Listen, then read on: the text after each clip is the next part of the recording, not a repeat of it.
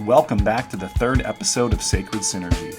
I am very excited to welcome to our show today Dr. Travis Gray. I first met Travis back in 2019 at the Association of Transpersonal Psychology's annual conference, which was held at Asilomar State Beach in Pacific Grove, California. Travis and I got to know each other a little bit over a meal, and I just really appreciated his energy. He was involved in some capacity with the conference, and it was inspiring to see this young guy full of energy and life working with the various other professionals and people passionate about the field of transpersonal psych. This reminded me of myself and my involvement in the field of theology and spirituality, and how a good amount of the time I find myself working and doing research with people who are at least a couple decades older than me. So naturally, I start to wonder about the future. Not just for my own sake and my own place in the field, but for the field as a whole. Yet we have people like Travis who are out there in their respective fields, infusing their work with sacred intention and operating with an openness to how evolution is moving them to become the people of a larger purpose they are called to be. So Travis is a transpersonal psychologist, and he is passionate about the transformation of people into wholly integrated and actualized individuals. Growing up, he was constantly in and out of jail. He found himself in a vicious cycle that needed to be broken so it would not continue throughout the rest of his life. And in 2013, he took a big step by taking a train and moving to the Bay Area with a dream of transformation, not just for himself, but a larger dream of transformation on behalf of the community. So he has since completed 3 degree programs at Sofia University, and he is a counselor, a professor, and a researcher in the field of transpersonal psychology. And Travis's clinical experience facilitating psychotherapy spans a wide range. It includes court-mandated psychoeducation programs, including a teen domestic and family violence intervention program for incarcerated adolescents. He has taught a new skills and choices program for parents in custody rights court, and he's done work with sexual trauma groups in the Juvenile Detention Center in San Jose, California. His practice now mainly consists of working with individuals to transform their lives in alignment with the highest version of themselves. And I think this episode will have an appeal to folks who have an interest in personal growth and transformation, including any interest in psychology. If you are familiar and drawn to my work with Teilhard, Carl Jung, and Roberto Assagioli, this episode continues down a similar path of integrating spiritual and psychological growth. As Travis mentions in the episode, the word psychology comes from the Greek word for soul, psyche. And I think that you will feel how much Travis's work comes from the soul, comes from the core of his being. While we are on the topic of integrating psychology with spirituality, I am very excited to announce that my first book, titled Sacred Synergy, Spiritual and Psychological Growth in an Evolving World, is being published with Paulus Press and will be released later this coming spring of 2026. I will certainly have more information, and I will be doing more promotion as we get closer to the spring, yet I received word from Paulus just last week about the publication date, so I wanted to share that, as it is a project that I have worked on for a long time, and I am very excited to be able to soon offer it to the public. The title of the podcast was actually inspired by the title of the forthcoming book, as both are an ongoing extension of the work that has been so transformative for me, that now I am seeking to share it with others in hopes that they can also appreciate the importance of our spiritual and psychological growth in a more evolutionary context. And today's conversation is a great primer for the integration of spirituality and psychology. Whether this topic is new to you or if you have been researching the field for some time, Travis has a lot of wisdom and experience to share with us. So if you enjoy this episode with Travis, be sure to check out his own podcast, Gray Transforms, where he has a collection of powerful and engaging interviews with people from a variety of different fields within the integral space. His show was actually a big inspiration for me to create Sacred Synergy. I am grateful for Travis allowing me to use the Riverside platform to record this episode. It definitely produces a better quality than Zoom, so I hope to integrate that in the future. After enough time spent just trying to map out the perfect plan for this podcast, I decided to stop letting the perfect be the enemy of the good, and I just hit the ground running, and I just started recording with the equipment and software that I had ready to go. So, like I said, I was highly motivated by Travis and his show to get things moving with my own. The impact of his energy on me has been undeniable, and I hope that you feel just as inspired to pursue a transformative path from our conversation today. Travis, thank you so much for joining us today. Yeah, I'm happy to be here, Andrew. It was so awesome to have you on my podcast. I'm so psyched to be on Sacred Synergy on your podcast. Thank you, man. Yeah, it's great to have you on. You inspired me very much so when you had me on your podcast. It was like one of the first podcasts that I was asked to be on. I'm like, wow, this is really cool. Feels special. And then I saw what you were doing with it, and I was like, this is something unique that Travis has here because you're really doing your own thing with it. You're staying within the universe of transpersonal psychology and your field in that way, yet you're expanding beyond that and you're stretching the conversations, you're stretching the guests, and it was a huge inspiration for me to start this. So I feel like this is kind of full circle having you back. I'm just really grateful for you being here.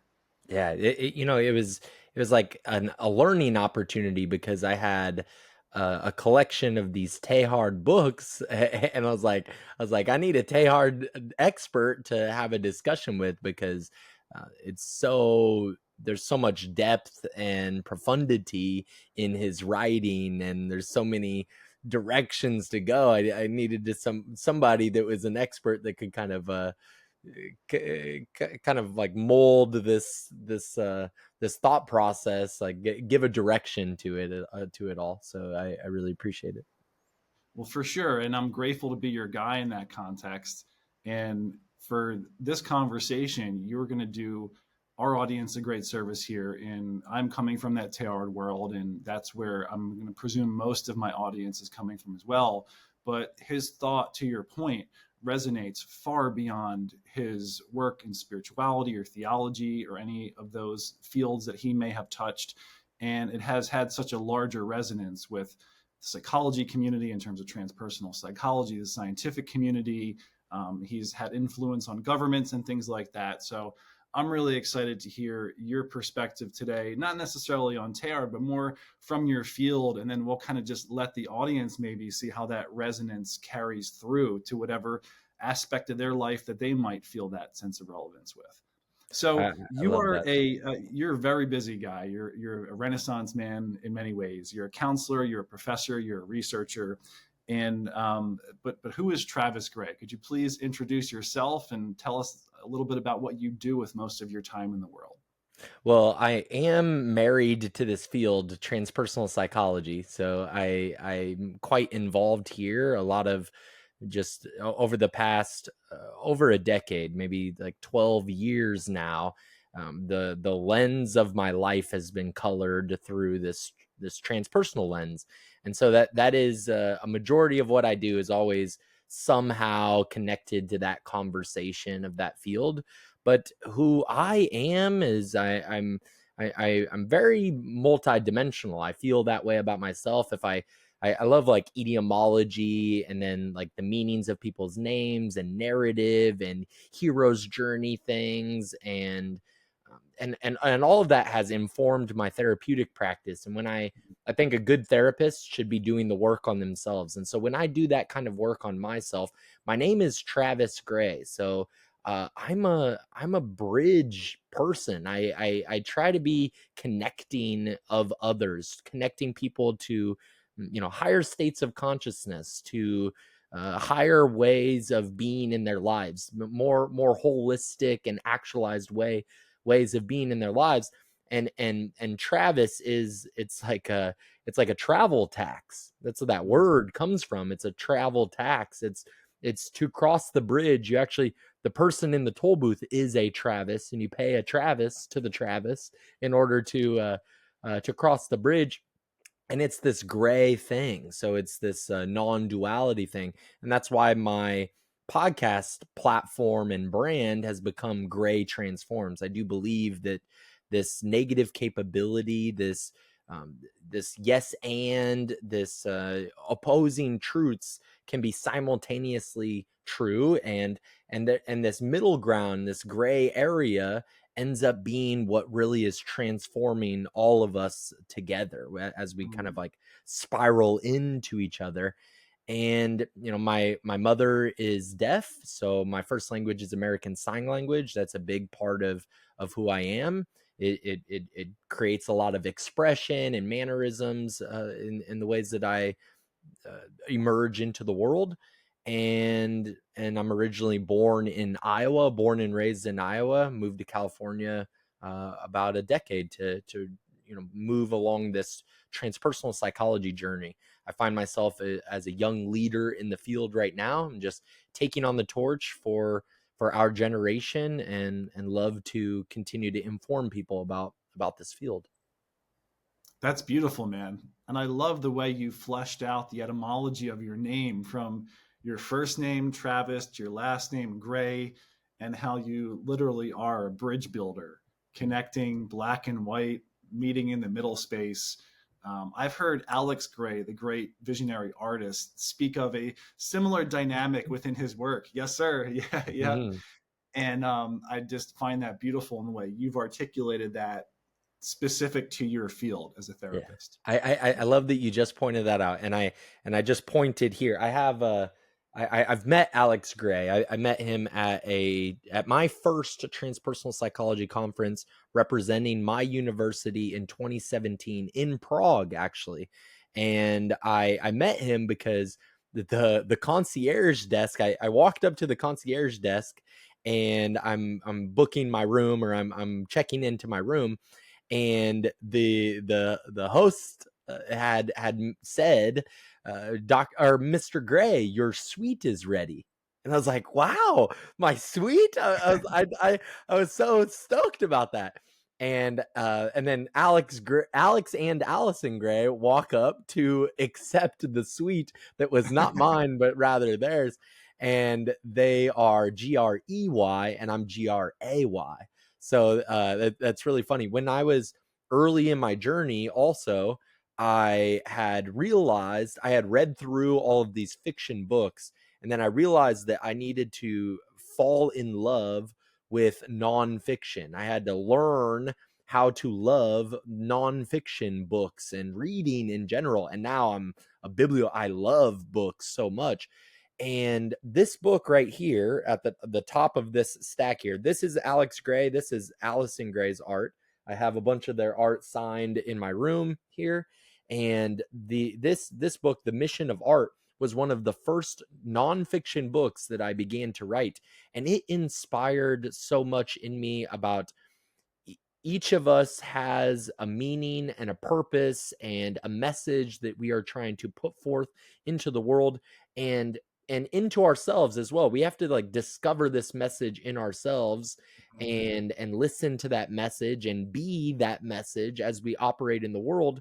And that is what he was identifying as the mission of art. All art is here to communicate a message. And it's such a beautiful thing. This was like a very initial inspiration for me along my journey. It's very cool. Yeah, art has always served as a vehicle for me to reach beyond myself, reach beyond my rational mind, even reach beyond the limits of my potential. Because, I mean, I was raised like taking art lessons and stuff as a kid, and I really took to it and I did a lot of Yeah. art. And then I just dropped it in adulthood and started playing sports and whatnot. And now, in having children of my own, I found myself returning to it, not just with them, but like myself putting the pen to the paper, the paint on the Right. canvas. And I find that these boundaries that I've imposed on myself for whatever reason, they just melt. They just Yeah. disappear. And I'm able to enter a world of potential where I'm like, this can only be the spirit in some way that's working through me. And Alex Gray just has such a gift in the way he can articulate that through his own art in that way. A- So, Absolutely. When I first picked up that book, I had a lot of these friends in Omaha, Nebraska, Council Bluffs, Iowa, this area of the world. It's right on the Missouri River, and it's where the Intercontinental Railroad began. So it's where the Golden Spike Monument started. So there's a lot of railroad tracks and trains that kind of move through this area. It's right in the center of the country. And I had these friends that were graffiti artists, and they're so amazing. And they would do canvas art and murals as well, and they were so talented, so skilled also. And they're doing these trains. Of course, trains are illegal, and I'm not condoning the felony that is painting trains. But they would do these impressive pieces of art, and it's always so like tangible because it's in this physical world. It can be seen and received by others. And I noticed that, and I noticed how people were attracted to them, and resources, all kinds of things are attracted to them because they are in the world creating something that is receivable in this world. And some part of me was a little frustrated with myself, trying to figure out, well, where is my inner artist? What kind of inner artist am I? Am I a painter? No, not really. But I am a thinker, I am a writer, and it's the intellectual artistry that I resonate with and love. And I love the relationships that I build in this career path with others like yourself that are writers, and publishing journal articles and books, and looking into research and science, and all of these things. So I just get so I get so inspired, and my heart really responds to the synergy, the sacred synergy between the artistry of writing and intellectually applying our minds for the betterment of humanity. Amen, brother. Well said. Yeah. So you have mentioned that you are a transpersonal psychologist. I know what transpersonal psychology is. That's how you and I initially connected at the Association of Transpersonal Psychologies. I think it was the 50th annual conference, and it was I in don't think so. yeah, but it was at Asilomar Hmm. out in California. Yep. And so for our audience here, for my larger audience, can you please share what the field of transpersonal psychology is and how it's unique? Absolutely. And just to say, like, I don't think it was the 50th anniversary, but I loved the way that we met there. We had lunch together, and that was just, it really meant a lot to me, that meeting as well. So transpersonal psychology, I can define it in like four kind of different criteria, and I want to do this in a way that is succinct, that the audience can receive this well. So first, like a best textbook definition that I could give, transpersonal psychology is the cultivation and study of whole human transformation. The whole piece of it, holistic piece of it, is very important. The assets of that whole person are body, mind, soul. So again, the cultivation and study of whole human transformation, the investments or the assets of the whole being are body, mind, soul, somatic, psychological, spiritual. The somatic, the body, the physical investment, the therapies that are in this realm, psychologically, mentally, the ways that we are using and operating our minds in the mental space, and then spiritually, our higher potentialities, and what we can offer the world, and operate with spirit operating through us. And sometimes these words can be a little bit distant, maybe not for your audience, but certain people could feel like, well, I'm becoming disconnected when I hear these words of spiritual. But to ground that in a more practical application, it's higher potentiality. It's the edges of what we are capable of. And that's a good grounded way of doing that. So textbook definition. The etiology, like I said, I like the etiology of words, is the psychology is the study of the soul. Now, psychology over time has become a psychology of ego. It's become a study of ego and behaviorism, Yeah. and that has its own problems.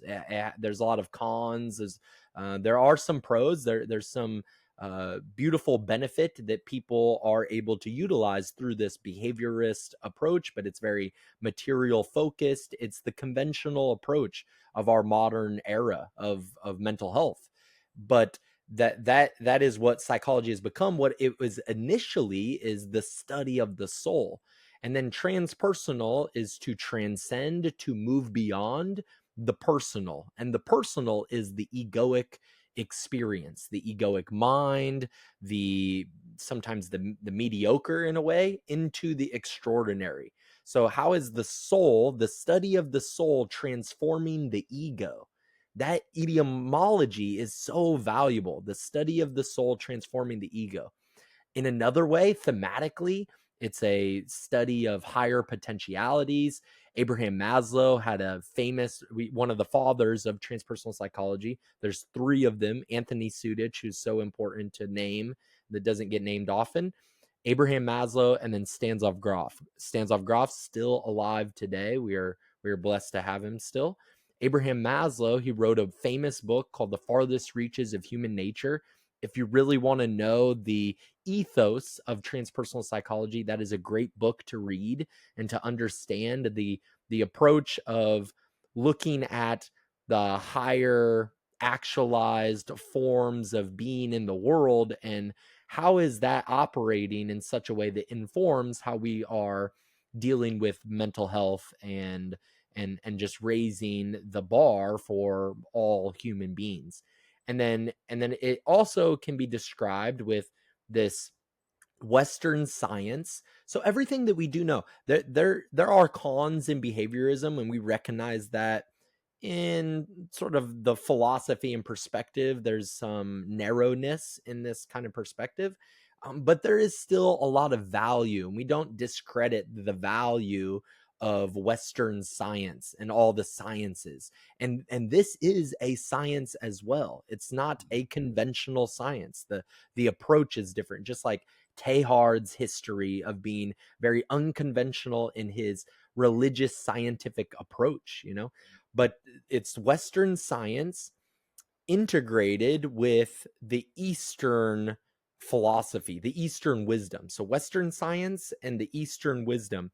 But we have grown to understand, and it kind of has this yin yang picture, because we have grown to understand the Eastern wisdom as not only the locality, the physical East, but also indigenous tradition. So it becomes like indigenous wisdom. It becomes like the foundation of societal wisdom and growth and foundation and community. These things are held sacred and honored and paid attention to, attended to, in a way that honors our ancestry and things like this. So it's combining these things. So very wide in scope, aiming to find where are our blinders and how can we, attend to those blinders in such a way that helps all of us. So, maybe four different kind of definitions and ways of looking at transpersonal psychology, but I think it's very succinct, and if people can listen to that or play it back, I don't know if it's a lot of information for you, but if you could play that back, that is what the essence, the ethos, that is what transpersonal psychology is. Well, that's a very holistic definition that you give. And it's very, in my mind, complete in the Jungian sense, because you give four different definitions, and that is the quaternity within Jungian psychoanalysis, and how that is a symbolism of wholeness in some way, right? So I really appreciate that definition and how you gave it. So, Travis, how did your journey direct you toward transpersonal psychology? What inspired you to pursue this field? Yeah. So this would just require a little bit of my backstory.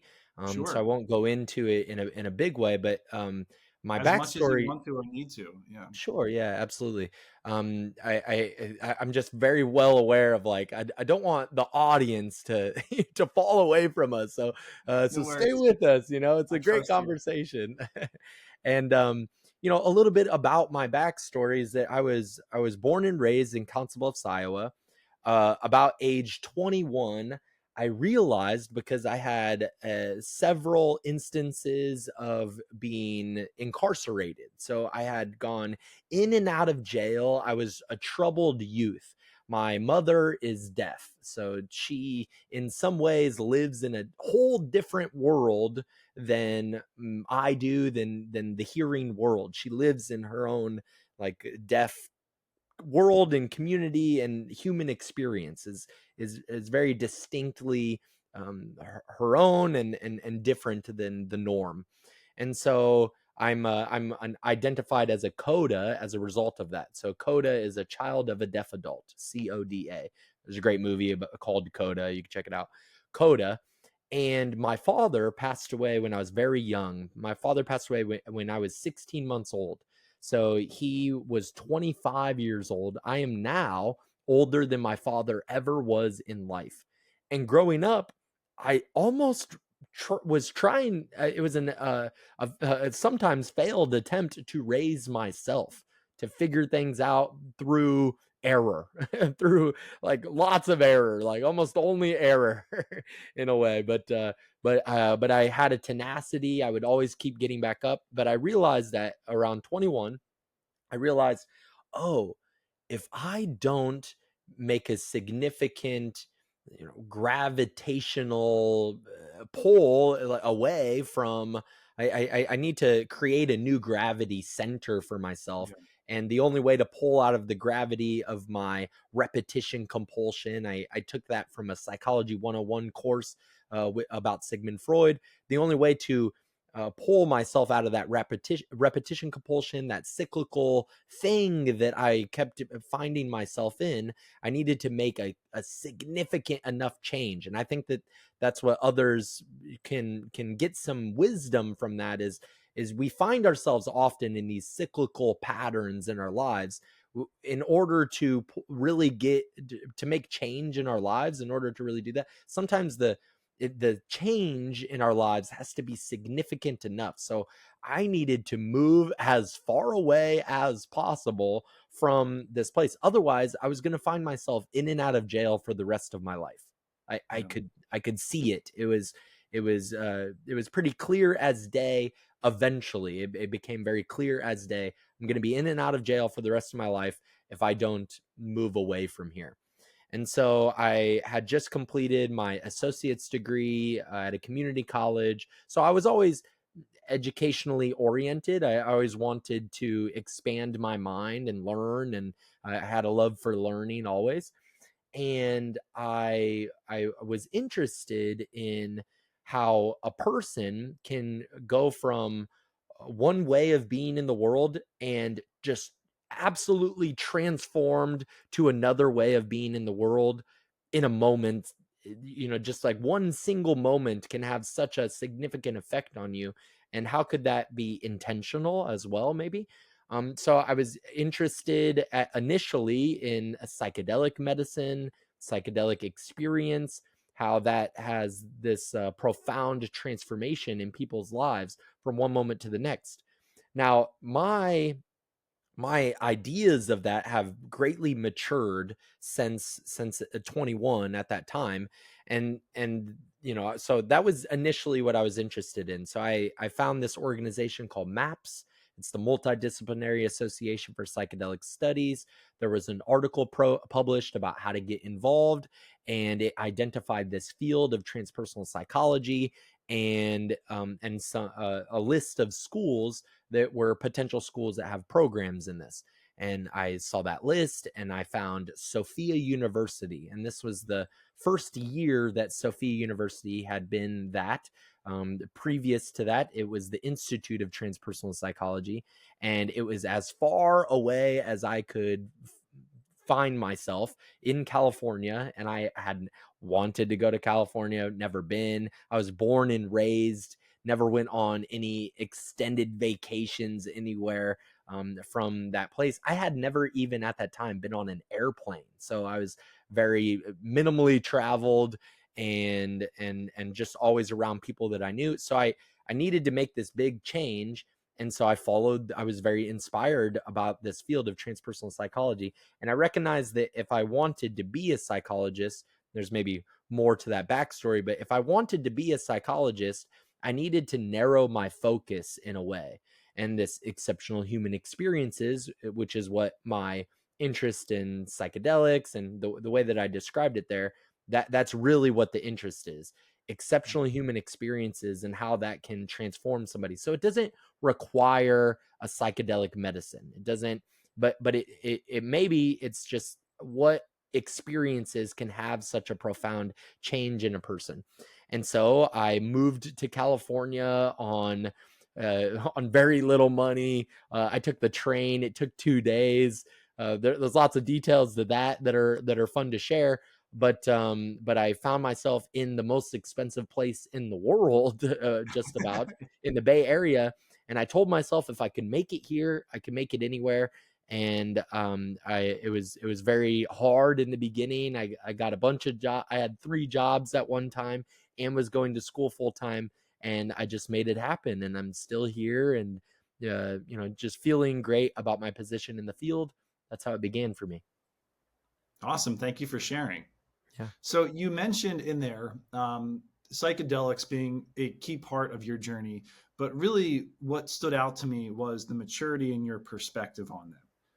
So I'm curious, could you share a little bit more about that? But maybe not just specific to psychedelics, but rather the field as a whole. Like, how has your perspective shifted on the field the more you have integrated into it, been immersed into it, practiced it, facilitated?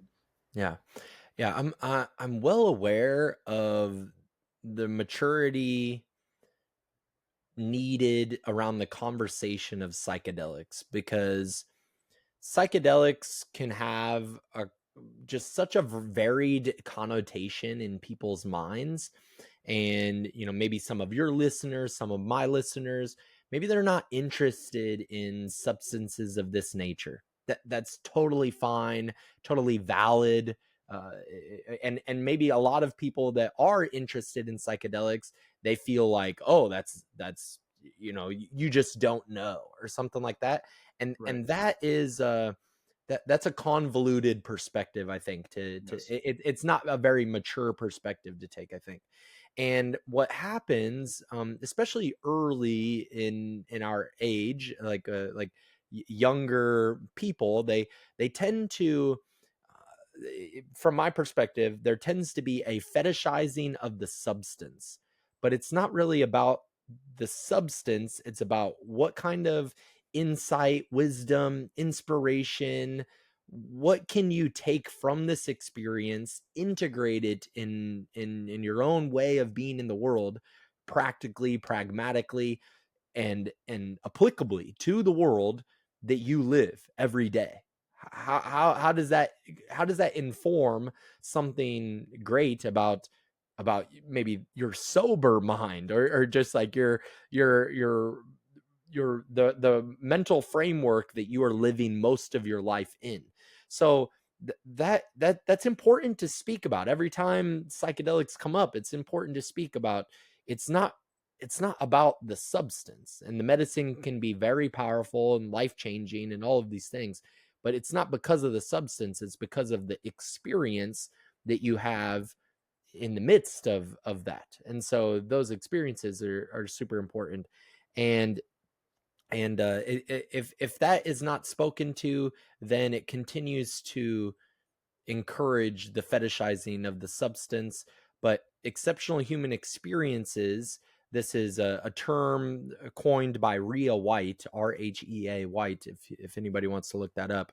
She had a great chapter on this. I don't recall the book, but exceptional human experiences is varied.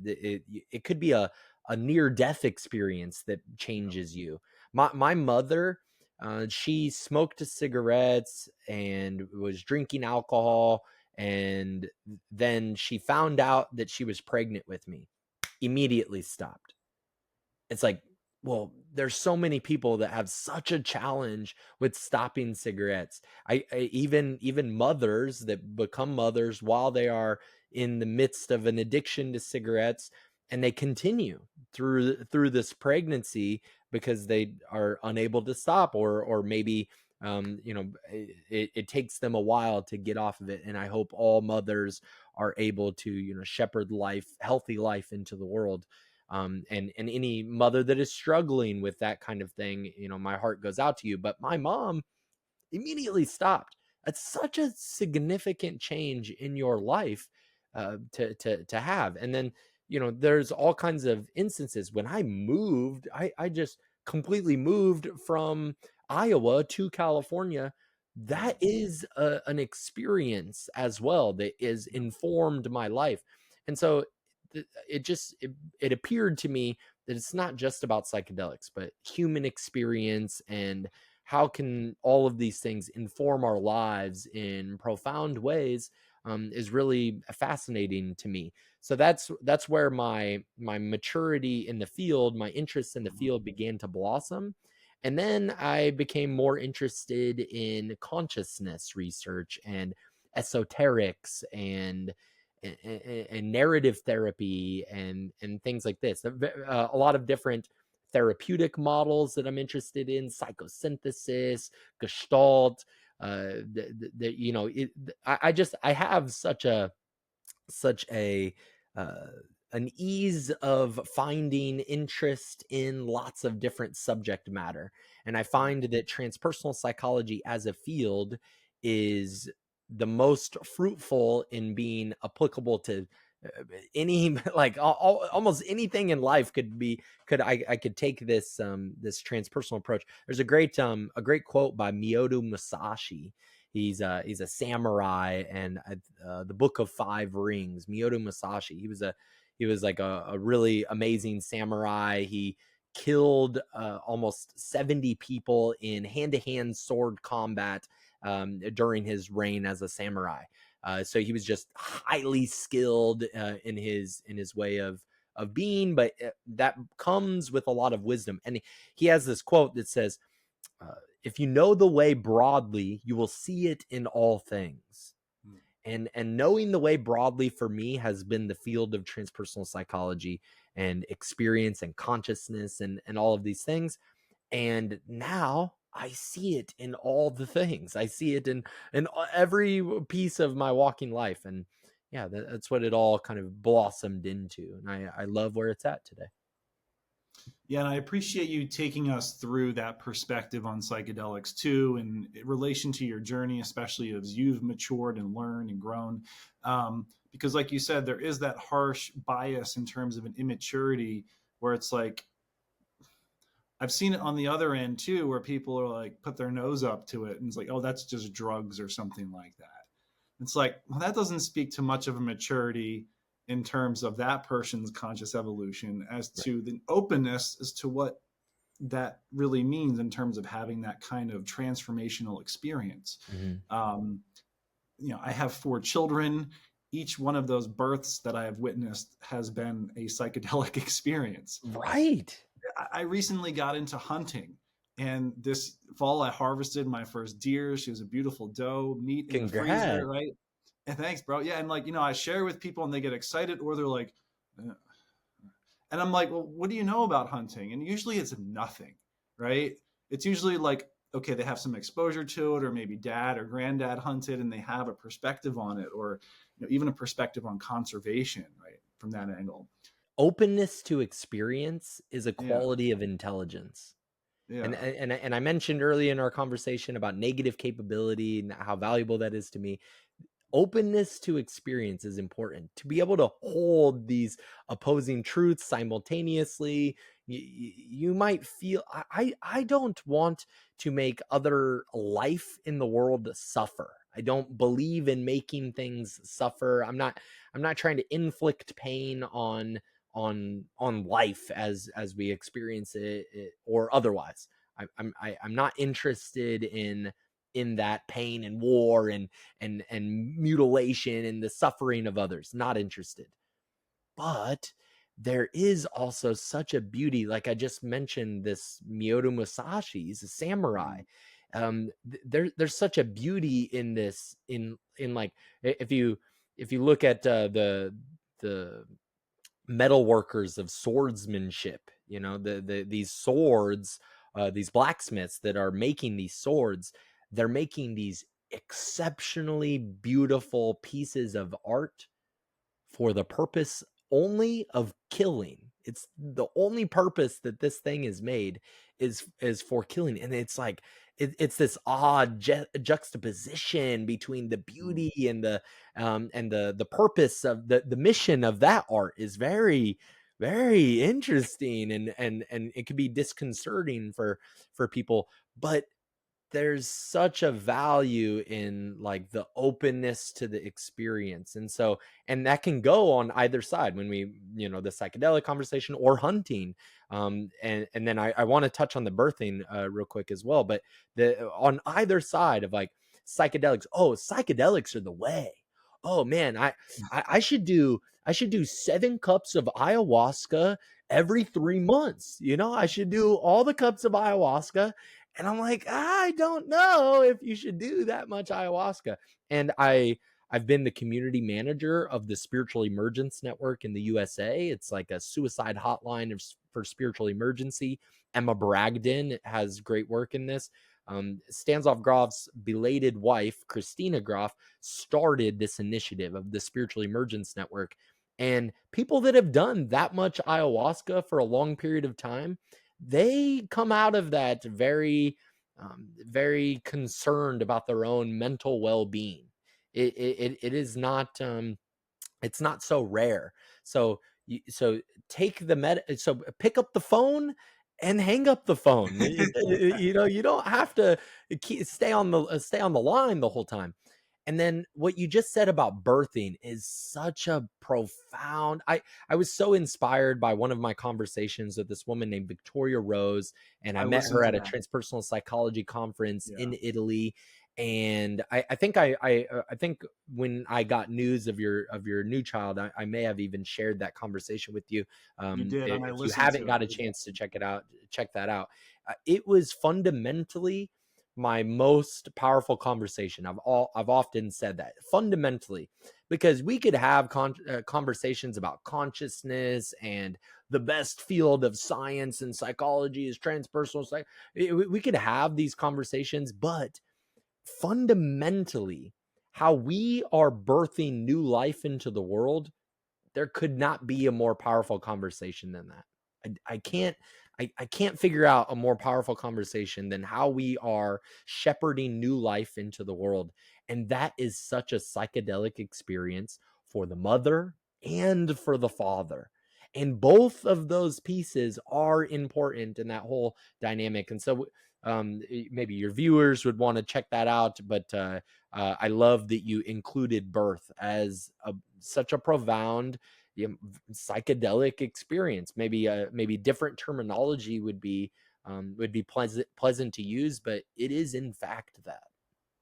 Well, I mean, to go in etymology, the word psychedelic means to manifest the soul or manifest the Mm, psyche in some way, right? So right. I would say birth is in some way that. Yeah, and I mean, I don't want to go into too much detail about it, but we had our last 2 births were home births. So right there in our own home, that just really kind of made everything feel that much more holistic in a way. It's amazing. So That's yeah, even more amazing. psychedelic, right? I've had this idea that I don't know if you had this opportunity, and you can keep like private details is fine, but the I've had this idea since being inspired by Victoria, and I was a part of her preconception program. So I'm a single man. I don't have a partner as of right now. I do plan to have children sometime in life. That'd be amazing if I get that blessing. The one thing that she talked about was the highest level of maturity is parenthood. And I was Mm. like, wow, that is profound. That's so true. It's like it's the highest stage of maturity. I feel that very like viscerally. I can feel that in my body becoming a fatherhood would be my highest level of maturity in a way, in a very profound way. But there's this like primal image that I feel like I want to see with my own eyes, and that is the mother of my child holding my newborn child, maybe on her belly, and maybe the umbilical cord is still attached, Yeah. and it's there's still there's just like such a beautiful picture, but for some it'll feel gross, which I understand as well. But the That's a maturity blood thing. or whatever, it's the natural. This is what it looks like. I was recently in Mexico again for a transpersonal psychology conference, and the way that Mexicans relate to death is so beautiful. And one of the like the maestra of this conference, her name is Maria. She had shown this picture of a dead body, and she's like, it's beautiful because that's what we look like. But this primal image of the mother of my child and child just sitting there, it like me maybe like being behind holding that picture is like such a profound idea. And I'm sure you've had like, you know, at least of a handful of, sounds like at least a handful of those kinds of experiences, and those home births really cool. So I'm so happy for you, because I'm so inspired by this piece of conversation. I'm so happy for all men that get to birth life into the world. It's a beautiful thing. Thank you, brother. Yeah, and that was an excellent episode. I listened to that after you had gotten word of our new edition. I listened to it, and I was really impressed by it and impressed by her. And one of the quotes that I took away from it, it's kind of burned into my memory. I don't know if it's accurate or not, but it was, the health of our world starts with the health of our mothers. And just how profound that is. And our terminology, right? We say Mother Earth. Well, what do we really mean by that, right? Yeah, And how all of our absolutely. mothers. You know, she also mentioned, I do remember her saying that, and of course that's important. She also mentioned that our world right now, a lot of problems that are inflicted in our world right now, a lot of conflict and the chaos that we experience in the world, a lot of that may have to do with not being properly fathered. We live in a world that is not properly or healthily fathered. And that is really profound. There's a lot of young men, there's a lot of men in the world that maybe their fathers pass away, their fathers leave the family, they're disconnected from their fatherly essence, and that is, you know, it's really profound. So our the health of our mothers is informing the health of our world, and the proper fathering of our fathers in our world is informing, you know, so much of the health of our world as well. Maybe even the, you know, the psychosomatic relating to one another, and all kinds of things. It's super profound. Yeah, and I mean, even we lack good, strong examples of the divine masculine. I feel Mm-hmm. like it's almost easier to grab more female examples of that in terms of the divine feminine. But Yeah. in terms of the divine masculine, that's something we really struggle with as a culture. So Male or female, unfortunately, I feel like it's rare. Just yeah, the more as soon as I said that about females, I'm like, well, who would you grab, Andrew? And I'm like, yeah, me. I So mean, there's some. Victoria Rose is a great example, but right, there's many. There are examples of both masculine right, and feminine, and luckily, we live in an age where it's not it's not outside of our reach to find those people. right. You know, hopefully, both of us are doing our due diligence and of being, you know, divine masculine in the world, of operating and emerging in the world in that way. So your viewers that are able to see this conversation, you know, it is within reach to find those things.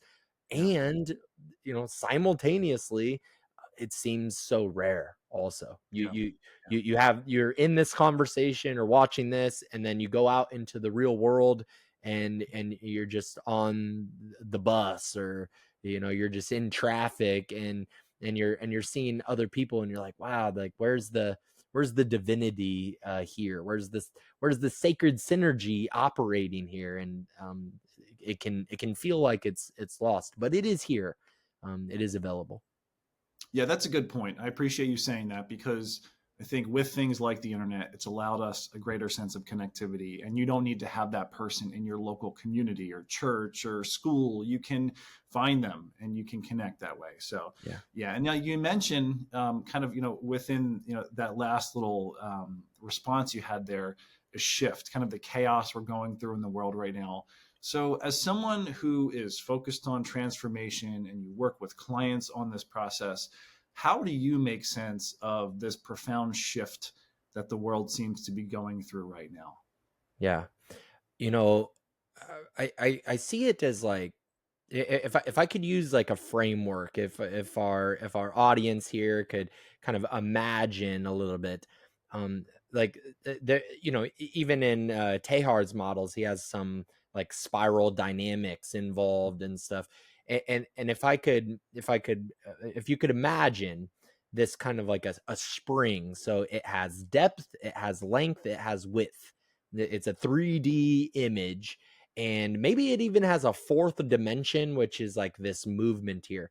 But it's a spring that is not just a single spiral, but it's a smaller and bigger. It's this, maybe DNA-ish, but it has a spiral nature to it, and it is wider, smaller, and then there and it's moving. There's movement through it. We are moving along this spiral, and it is constantly moving.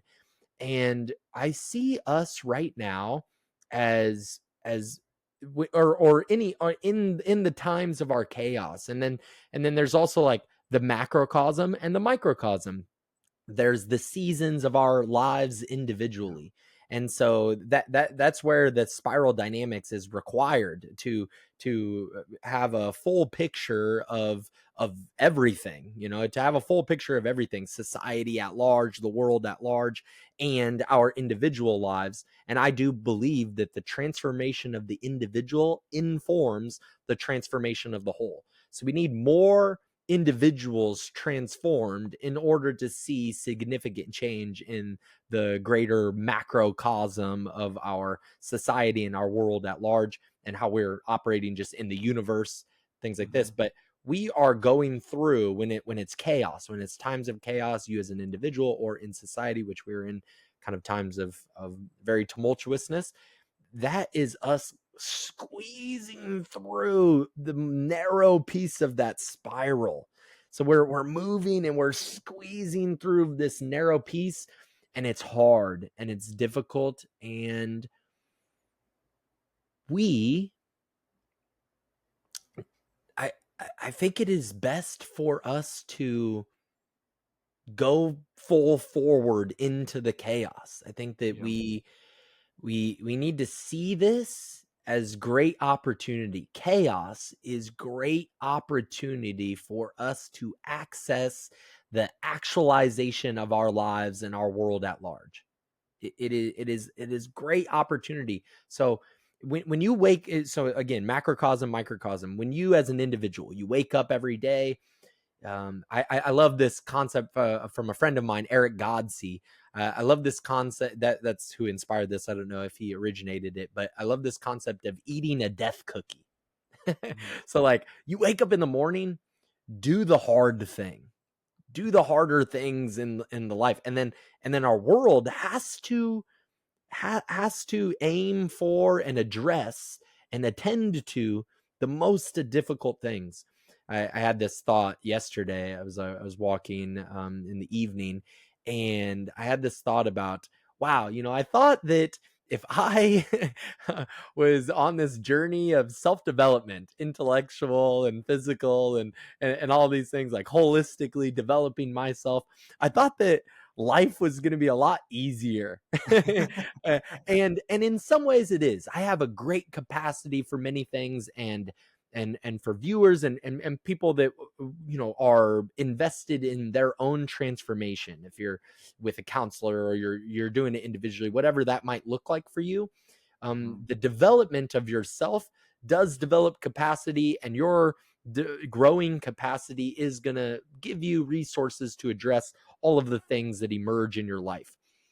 But because you are more intelligent, because you are more developed, the small problems are not as interesting as the big ones. And so Yeah. now you want to look for the greatest chaos, or the or the most narrow hole for you to fit yourself through, and then emerge on the other side in the transformation of the sometimes the pain and suffering that you must go through in order to get to that other side. But it's waking up every day and eating the death cookie, and doing doing the focused, disciplined work that would inspire the message of your mission.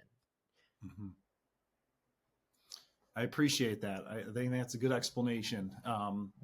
And what would you say that you've learned through your own process of healing, of transformation, of growth that you've been able to, like, what's one of the most potent lessons that you've taken from this process so far, your own evolution of consciousness? Yeah. 3 words, just 3 words. I am complete. Hmm.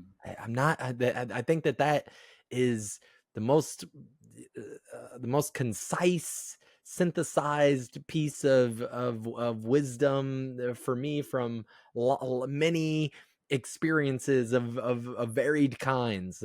Always doing some kind of interesting ceremony, religious, or healing my ancestry, or maybe psychedelic experiences, or traveling, or all kinds of things, but but the most like concise way of all the information of all of those, and the ways that the parts inform that message is so profound and important, and to pay attention to, whether it's like working on my shadows, or some kind of work that I'm doing on myself, my narrative, and empowering myself.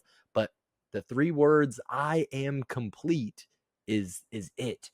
We so often in life, people, and so I say we objectively, we're sort of like an egg that has a crack in it, and we are seeking outside of ourselves to fill that crack. And if we fill that crack, then we will have arrived. Like Andrew, you're doing the podcast, you're publishing, you're doing all this great stuff, and sometimes in the world we can be seeking to do those things performatively, because we are seeking to fill the crack and be whole. We want to feel wholeness, and we're like struggling to feel wholeness.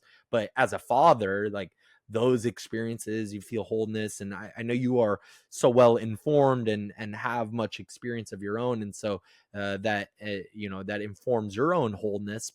But many of us humans in life, going through the world in this way, and so we're fractured, we're fragmented. The chaos of the world, the excessive stimuli of the world is continuing to fracture and fragment our consciousness. Our minds, our awareness is broken up into these pieces over and over again in all of our ways. And then our entertainment, the ethos, the mission of entertainment as art. I'm kind of trying to refrain from using the word should, but maybe the mission would be that entertainment is to contain the wholeness of, not contain, but to make us whole, to hold our attention in wholeness. And so it's not to break up our attention, it is to, so you should find entertainment in the things that you love, that are aligned with your mission, that sort of thing. And so what we find with that egg idea is that if we take apart the shell, we're really a hard boiled egg, and we hard boil ourselves. We queer ourselves, and what I mean by that is that we do the work, maybe the meditation, or the psychedelic experience, or the going in indigenous ceremony, or fasting, or doing the exercise. We are doing things intentionally to mold ourselves into a shapely figure, into like creating more complexity in a holistic way of our. You could take a diamond approach to it. That's like A.H. Almas, something like that. And that has like these facets. So we're more complicating ourselves in a way that brings more profundity to our, and meaning to our lives. And so when you take apart this shell, you realize that you're whole the whole time. You're already whole. You're already complete. It's okay. Uh, we're living in it's simultaneously this illusory experience, and we play the game also. Let's play the game. Let's enjoy the game in all of its aspects and all of its suffering and turmoil and excitement and celebration, but you're whole the whole time. You don't need Yeah, anything outside of yourself. And that's what we find when we take apart the shell, when we dissolve the shell. I love that. And it's not like we are God, but we acknowledge that God is within us. God doesn't make junk, is how I've heard that phrase Mhm. before, right? I like that a lot. You know, we're a divine creation. I am complete. It makes me think of. Are you familiar with the musician Trevor Hall? Yes, I am. I'm very familiar, but his face is not coming to mind. But I'm very familiar He's with Trevor a Hall. white guy with like blonde hair, but he's, I believe, a Hindu, and a Okay. lot of his themes, really, of his songs, focus on like the inner world and our inner growth in that way. So I've Hmm. just found such a resonance with his music. I mean, you know, I come from a Christian tradition, but I just find like his words like bring me home in a way. Anyway, he's got this one song, and it's just kind of this mantra that repeats over, and it's, I've got everything I need. I've got everything I need, from the mountains to the sea. All of this is inside of me. Yeah. And it speaks to what you're talking about. It speaks to our place within this universe and within evolution. Like, we are a product of billions of years of evolution. We are breathing the same air that the same elements in the air that the dinosaurs were breathing so many million years ago, right? It's this exchange of energy. And I love the way you've condensed that to your own personal mantra in a way. Yeah, it's still valuable to like work on yourself and develop yourself holistically. I am complete doesn't mean you're a finished product, but it means that it's okay. Everything is okay. It's not you can still have a counselor. You can still work on yourself in a variety of ways. Continue to develop yourself and grow in that completion of yourself, and continue to know yourself more and more. When you say, when we are a divine product, and just like the art on the canvas for the artist, there's a representation of like that is the artist. A piece of that artist is in that. It is working through that piece of art. That art is that artist. And in that same way, that's how I see our relationship to God. We are God in the way that a piece of art is the Mm. artist. Beautifully put. Yeah. Beautifully put.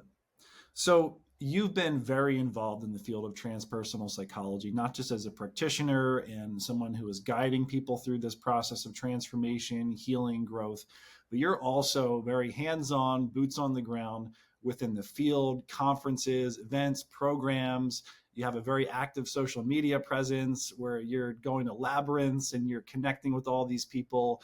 You've been able to synergize that with your own podcast to share that with a wider audience. So I'm curious, and just in terms of like what's going on in the field right now, what are you involved in that you're excited about? Anything that you might want to share that's coming up? I know there's some great international conferences that you've been sharing with me off the air and getting me super excited about. I'm getting ready to talk to my wife soon about, like, let's plan out 2027. Yeah, So absolutely. just, I mean, if you would please share some of your experience there. Yeah. Well, I do my best with the social media presence.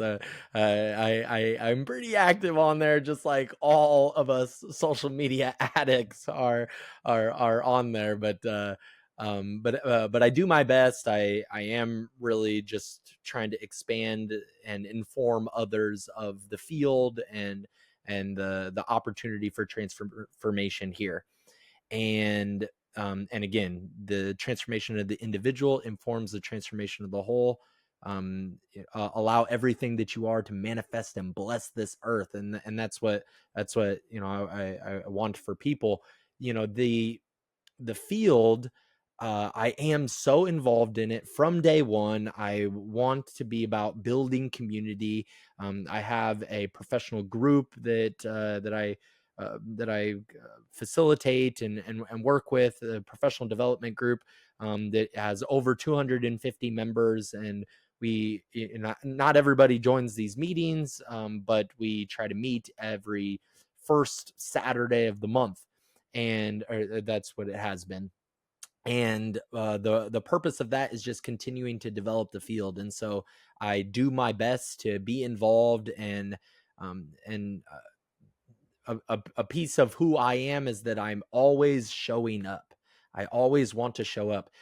You mentioned the labyrinth. So at Sofia University, I had this opportunity to bring this idea into fruition, and it took 3 years of nurturing this seed of like, this we really could use a labyrinth here. My university, Sofia University, it has a campus in Palo Alto, so in the Bay Area, Silicon Valley. The birthplace of transpersonal psychology is right here in the Bay Area. And then it has another campus in Southern California. Not too many years ago, that was purchased, and that Southern California campus, it used to be a law school. It's in Costa Mesa, California, and it needed this like acupuncture point. It needed this transpersonal, it needed energetic seasoning. The space itself needed this energetic seasoning, and the campus. And so I had this seed. It was like, we need this labyrinth. And I worked hard. I had all the conversations. I had conversations with the previous president, current president, walked to the land, found the place. Just was, I was, 1 year I was ready to go there and just start doing it myself. I was gonna rent a Home Depot truck, put some bricks in it, and start lining them up. And I was gonna make sure that this labyrinth was there. And now, just this past fall, we have this beautiful labyrinth that is there, and I was able to facilitate the inauguration of this labyrinth. And labyrinths are just such a cool embodied meditative tool, and a great way to like season the energy of that space. And so that labyrinth piece, what I do at the university, I'm a professor there. I've always been a community builder there. I was the student senate president at one time when I was still a student there. And then I'm also just not concerned with these dividing lines of institution. I just want to connect all of the people in this world. This conversation, maybe people are finding out about transpersonal psychology for the first time, but you'll find so much resonance. I hope that you'll find so much resonance in a lot of different subject matter that pops up in this conversation. And maybe you're the kind of person that has these conversations all the time with your friends or your local community, and you just didn't know that there's a field that exists that is all of this. You just didn't know that, and you're finding it out for the first time. That's a beautiful thing. And so I am hard at work to continue to inform the world and expand the global kind of recognition of the field. And so I attend these conferences. I just got back from a Euritos conference. So Euritos is the European Transpersonal Psychology Association. The World Transpersonal Network is some kind of sub name for them right now. And they do amazing work. They are the most active world organization of transpersonal psychology right now, as far as I have been witness to. And I've been at several of their conferences. We've done them in Italy, in Oxford, recently in Mexico. The Mexico one was in Oaxaca, and it was a very intimate conference. There was like not as much. There was a cap on how many participants could be involved, and we had a deep immersion into the indigenous Mexican culture there, the Nahuatl culture. And I don't know if I'm mispronouncing that. I'm sure I'm mispronouncing that. The Nahuatl culture. And I learned all the dances, and I was dancing every day. And we did Temescal, which is like sweat lodges. And we're just in these like human ovens, and and just doing really, really amazing things. It was an amazing experience. And we have that all the time at these conferences. And now I am in and next year, that Eurotas conference will be in Greece. And now I'm in the early stages. I've been really working on the groundwork for a World Congress of Transpersonal Psychology in Prague. So the Czech Republic, or Czechoslovakia previously, was the birthplace of Stanislav Grof, and he's kind of the namer of the field. He kind of coined the name of transpersonal. They wanted it to be transhumanism at one point, but transpersonal, I think, is a great name for the field as well, based on all those things that I said about definition. So we're going back to Prague. 10 years ago, there was a Prague conference. I had mentioned it briefly in this conversation, and I represented my university at that conference, and it was exceptional. And we're doing like a 10-year return to the conference, and I'm so ecstatic and blessed to be just having planted another seed, just wanting to cultivate and make this other seed grow, and wanting this to be as big of a conference as it can be, as it wants to be, and bring the diversity of the world together, of many traditions, and continue to see the field grow in all ways. That way that we can be, beautiful, informing presences in the world. It kind of reminds me of what we said about being represented as the divine masculine in the world. Like how are we showing up to be that divine masculine? How can the field show up to be, a field of science that has a divinity involved, that has a profound mission to influence and inform a greater transformation of a better world, a holistic world that works for everybody.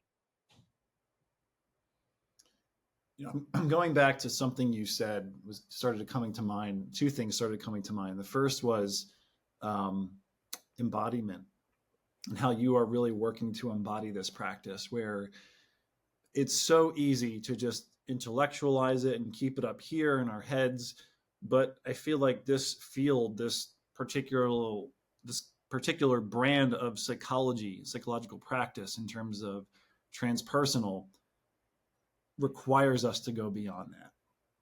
And it requires us to embody it. Beyond the intellectualizing into the embodiment, sure. Yeah. Right, because otherwise it wouldn't be transpersonal in that way. And I'm just thinking of how many things you're doing, from the conferences you're involved in to your boots on the ground work at Sofia, the creation of the labyrinth. Like, that hits home for me, because that's kind of been a dream here for me at the Abbey and a few others, like a shared vision of, like, wouldn't it be cool to have a labyrinth here one day? So you have to have one. Resonates. You have to get one. I don't, maybe you didn't see this conversation, but there's I thought the book was close. Oh, it is close to me. There's this book, Walking a Sacred Path. I think you would just love this book. Okay. She has a newer book as well, but I had her on my podcast. It was a very very like grounded conversation. It wasn't, it wasn't like, there wasn't like this like crazy energy. It was like, it was simple. There was simplicity involved even in the conversation. And that's because this woman, Dr. Lauren Artress, she embodies the labyrinth to such a degree. And we just had a beautiful conversation about labyrinths. And I don't know. Does Teilhard have a connection to labyrinths, or there's the Christian and Catholic kind of connection to labyrinths? But yeah, I mean, they certainly have their place, especially within contemplative Christianity, as it is a very contemplative, meditative type practice. Yeah. I don't know anything specific within Teilhard's work, but I will say his writing is very labyrinth-esque, where it just kind of starts on the outside and then really kind of seeks to bring us into the middle. Yeah. And I mean, like, I don't want to get too theological, but that's like a healthy Christology, is that it draws us closer and closer to Christ, or that higher self that is all within us. Love how you just said that. No, thanks, man. So that was the one thing that stood out was embodiment, particularly how too you talk about being raised with sign language as your first sign language. You are Mhm. literally embodying a form of communication, a form of language. Sure. You're making it something physical, and that really stood out to me too. Yeah, yeah. It has been such a it's been such an informing piece of my life. I kind of I don't know. I've in life kind of wrestled with this a lot more than I do now. I'm more accepting of it, but it is just my uniqueness. It's a part of. It's a very big slice of the pie in terms of the uniqueness that I am in the world, and it is just objectively it's not everywhere. It's just objectively I meet very few people that sign language is their very first language. And when I was a teenager and I was on probation, I had an ankle bracelet, I was in a bad spot, and I had I like I long story short, I had this tracker, this kind of probation officer. His name is Dante. He comes in, and I asked him for a piece of fatherly advice. I didn't have a masculine presence. I wanted some masculine advice, and about what I should do when I grow up. And he said, "Do what you're passionate about and try to make money doing it." Well, now I'm passionate about everything, and happy to make money doing all the things. But when I sat back to reflect on that piece of insight that landed with me forever, it was so imprinted on me in that moment. I sat back and I thought about it, and the ways that language molds our minds, has influence on our minds, is super interesting to me. And I happen to have this language that is visuospatial. It's physical, and it has there's such a beautiful way of learning how to subtly communicate and receive the messaging of others, and the listening that I've learned is there's a level of profundity in the ways that I am receiving and listening to the world around me or the people around me. And so it does have yeah, a cool symbolic meaningfulness to me, and the ways that I enter the field of transpersonal psychology and science in the world, and all of that. Well, you, to me, have made it your own and an authentic expression of yourself, because I see you on social media and you'll be doing everything from giving an educational video in sign language about transpersonal psychology, for example, or you might be like signing the lyrics to a rap song or something like that. So it's like you see the full spectrum of Travis within this form of communication. Yeah, no, I love hip hop music, so I love rap music. So if you're following me, be prepared to see some of that for sure. Yeah. So, I mean, I've been really grateful to have you with us today, Travis. I hope that other people are really benefiting from this conversation too. So, as we get ready to wind up here, I'm just curious how you, Travis Gray, Dr. Gray, how you find synergy with the sacred in your own life. Yeah, I love that, and I love that it's on the back end of this conversation of the labyrinth and things like that, because um, in order for space to be sacred, it must be treated that way. Your space or the items or your relationships, it must be treated as sacred in order for it to be sacred. That's really the number one thing, that it is treated as such. And sacred space is created in community, it's created with others. Sacred spaces are not created solely and in isolation. I mean, there's maybe certain level of that, just as I say that, but you have your altars and your personal areas and stuff like this, but real sacred space is often and so beautifully created in community, like the labyrinth at my university. We attend to that space, and we energetically, we're seasoning it, we're spiritually, energetically, we're seasoning that space. And so how are we seasoning our own lives, and how are we bringing flavor and complexity into our lives and integrating that as such. So the synergy is kind of speaking to integration to me, Hmm. and applicability, and how am I now living in the sacredness of my life? How am I walking the walk? Because a lot of people can talk the talk. A lot of people can um, uh, peddle the woo, if you will. There can be that, but how are you walking the walk? How are you living in it, in body, mind, and soul? I've said this before, that if I was spending every day investing in those three things, everything in life is going to fall into place. If I Right. am invested in my body, invested in my mind, invested in my soul, if I'm doing something in that trifecta, that trinity of areas, everything else is going to fall into place in such a beautiful way. And I'm going to be treating my life with this sacredness, this sacred synergy. And I hope that others are continuously inspired by your platform to do that in their lives, to treat their lives with a seasoning of sacred synergy. That motivates me. I love the food language to the cooking language that you kind of season that with, for a lack of a better pun. Yeah, it's a As great someone pun. that loves to eat and loves to cook, I really do appreciate that, Uh, especially your intentionality of, like you said, seasoning that space at Sophia.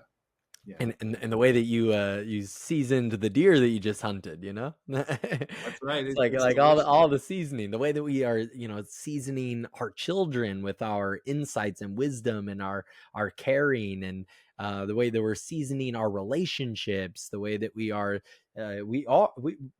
please treat your space sacredly. Recognize that the external world treated sacredly is a reflection of your inner world and how you are treating it as well. So the sacred synergy between the external and the internal, that's a piece of this as well. That there's only a limited time that we can ever have any conversation, and we have this limited space. But hopefully, in that podcast about labyrinths, it's like creating liminal space, Hmm. creating space that has, is like separate from the outside movement of the busy, chaotic world, and to be with self, and to be with community, and to be, hopefully this was a liminal space for people to be informed and inspired and maybe transformed by some of the pieces, at a great to a great degree, or to a minute degree, whatever. And and if we could treat all of that, it's like it's so much. It's like it's the inner, it's the outer, it's the Hmm. relationships, it's all of the things. But if we could treat all of that with sacred synergy, we are doing not only ourselves justice, but we are doing the world justice. We are doing right by the world, the right by God's will. We are doing right by all of humanity and life around us, and in and through us. And you're doing that work. You're doing that work. You really are. Thank you. Yeah. Yeah, absolutely, brother. Like I said, it's been an honor to have you on. You've been very inspirational for me in terms of just getting this thing going, kind of starting my own show where we can talk about, the topics that I feel to be of value to me, and like we've said, to share with other like-minded minds and spirits. So you have spilled so many gems out today for me and hopefully for our audience. So how can people get in touch with you? Do you have any projects or programs, things coming up that people can plug into? Can you share a little bit about that, please? Absolutely. Mostly it's Gray Transforms. This is my brand. I'm continuing to build this. This is only going to grow. It's inevitably going to continue to grow. I would love to see people that are joining your journey with sacred synergy. I messed up this word. I would love for people that are joining your journey with sacred synergy to also be interested, if they're interested, to join this journey of the development of this brand, Gray Transforms. And that is how you can find me on the podcast, on Instagram, social medias. You feel free to reach out to me through those platforms. And like I said, I like to show up, and I would love to have the opportunity to show up for you. And I love the opportunity to have shown up for you too, Andrew, and continuing to support the growth of your brand and Sacred Synergy. But that is how people can find me. Gray Transforms, Gray Transforms. And you can find me on Instagram personally at Great PhD, GRAYT PhD. And yeah, hopefully that's many avenues that people can look. I really love YouTube. That would be the main platform. You can subscribe to that channel, but I'm on Spotify and Apple Podcasts and all of those things too, having really wonderful conversations, probably in a very similar subject matter as Sacred, as Andrew with Sacred Synergy. And yeah, I hope that you watch and enjoy, and look forward to speaking with you soon, connecting with you soon. Awesome. Please do go ahead and check out Travis's work. As you can hear, he was just full of life, full of vitality when it comes to this field and beyond too. He's been so transparent today. You've just been so humble in the way you've shared your story and the profound transformation that you have experienced. And you can see this is something that's personal for you. It's something that you're very passionate about. And I would imagine that in being a younger person in the field, you are inspiring a lot of people, not just maybe, those who are already in the field saying, hey, here's young blood. Let's keep going. Let's keep pressing on, keep innovating, keep growing, right? But I would imagine that you're inspiring a lot of younger people too. I would imagine that your personal story and the struggles that you have endured are very relatable and inspirational for a lot of people, especially like you said, someone who is seeking that change. Like there's that, I think it's Mother Teresa, maybe be the change you wish to see in the world, right? You're a living example of that. You went from a life of challenge and hardship, and you made a conscious decision to grow, to continue to be challenged so that you could grow. And then here you are now sharing your message as Dr. Gray, not just Travis, and I'm not, big into titles, but that speaks to something too, that you've gone that far to get to that echelon, to be able to speak with this level of authority about it. And I think that's a beautiful thing as well, because people do pursue their passions, and I want to encourage them to do that. Yet it says something when you've committed yourself to a field in such a way that it's really a field of service. You're there for other people. You got that doctoral degree so you could sit down with other people, journey with them, be in their struggles with them to a degree, and lead them to some space that's life-giving and transformational. Yeah, So I think you deserve 100%.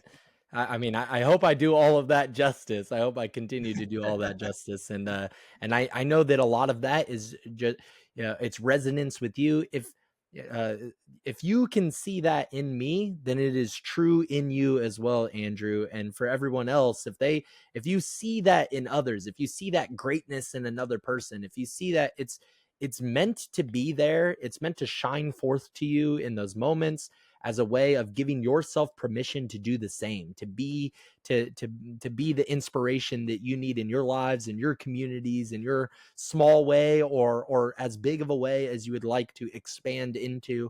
And I know that Andrew would be here for you. I'm here for you. And Andrew, just brother Andrew Del Rossi, thank you so much. I'm so it's so profound. It's so I can't even think of like what would be a cool word or a good word to like describe this, but it means so much to me.